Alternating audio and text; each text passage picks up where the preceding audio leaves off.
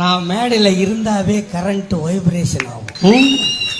Matter பண்ணாதான் புள்ள பிறக்கும், இல்லை நான் பார்த்தாவே புள்ள பிறக்கும். அப்படி சிவாஜிக்கு சொல்லுவேன். இவன் பச்சையாக பேசுவான், ஆனால் இன்னொருத்தன் இருக்கான், அவன் தூய தமிழில் பச்சையாக பேசுவான்.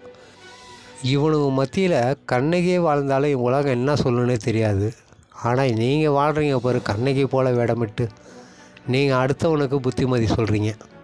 ஆங்கிலத்தில் கள்ளக்காதலை எப்படி மொழிபெயர்ப்பது என்று எனக்கு தெரியவில்லை. டாக்டர் தெரிந்தால் சொல்ல வேண்டும். காரணம் என்ன என்றால், அவர்கள் அப்படியெல்லாம் பார்ப்பதாய் நான் நினைக்கவில்லை. காதல் என்பது ஒன்றுதான். அதுல என்ன கள்ளக்காதல், நல்ல காதல், காதல். அப்படியானால் இது என்ன? திருமணம் கடந்த உறவு. அவங்க வீட்டுல இருக்க பெண்களே இதை பத்தி கேட்கணும், அவங்க கட்சியில இருக்க பெண்கள் இதை கேட்கணுங்க. இதை விட கேவலமா பெண்களை பேசுவது அப்படிங்கிறது எப்படி அவங்க சகிச்சுட்டு பொறுத்து கொண்டு இதெல்லாம் கேட்டுட்டு அந்த கட்சியில இருக்காங்க, அந்த வீட்டுல இருக்காங்கன்னு எனக்கு தெரியும்.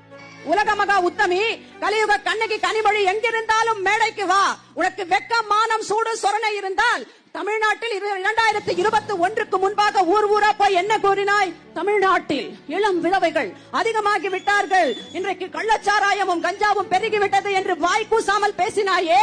உனக்கு வெக்கம் மானம் சூடு சொரணை தில்லு திராணி ஏதாவது இருந்தால் இந்த மேடைக்கு வந்து இன்றைக்கு திருச்சியில் பள்ளி குழந்தைகளுக்கு அந்த பள்ளி தாளாளரும் பிரின்சிபலாக இருக்கக்கூடிய அவருடைய மகனே அந்த நடுநிலை பள்ளி 6 to 10 வயதுக்குள்ளாக இருக்கக்கூடிய குழந்தைகளுக்கு டாக்டர் என்ற பெயரில் அவர் மருத்துவம் பார்க்கிறேன் என்ற பெயரில் 300க்கும் மேற்பட்ட பள்ளி குழந்தைகளுக்கு பாலியல் தொந்தரவு கொடுத்திருக்கிறார்.